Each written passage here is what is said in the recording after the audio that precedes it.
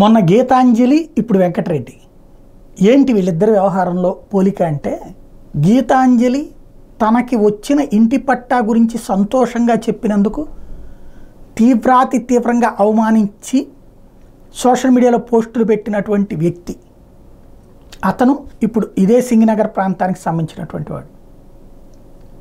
అమ్మాయి ఆత్మహత్య చేసుకు చనిపోయింది. ఒక ప్రాణం పోయింది. చివరికి రైలుకి ఎదురెళ్ళి చివరికి అబ్బెబ్బే గీతాంజలి ఇంట్లో గొడవలంటూ రాసుకొచ్చినటువంటి దౌర్భాగ్యం.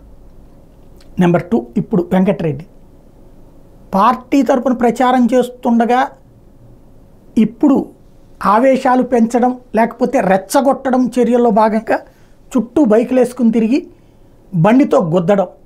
ఆ గుద్దినటువంటి తర్వాత అతను బ్రెయిన్ డెడ్ అయి తాజాగా చనిపోవడం. ఇది రెండవది. ఇప్పుడు తెలుగుదేశం మీడియా ఏమని రాస్తుంది, లేకపోతే చంద్రబాబు ఏమంటారు, శవాలను పెట్టుకుని వస్తున్నారు అని రాస్తారు. శవాలని చేస్తోంది ఎవరు? శవాలుగా మారుస్తున్నది ఎవరు? శవాలని జనం మీదకి తీసుకొస్తున్న జనాల్ని శవాలుగా ఎవరు మారుస్తున్నారు? ఎందుకు ఈ దుర్మార్గమైనటువంటి అంశం? ఇద్దరు ఫ్యాక్షనిస్టుల మధ్య గొడవ, ఇద్దరు రౌడీల మధ్య గొడవ, దాంట్లో ఏం జరిగినా అనవసరం. మొన్న నరసరావుపేట దగ్గర ఒక సామాన్యమైనటువంటి కుర్రోడిని కొట్టారు, చంపారు అంటే ఖచ్చితంగా తప్పన్నంగానే అది ఎవడు సమర్థించలేదే.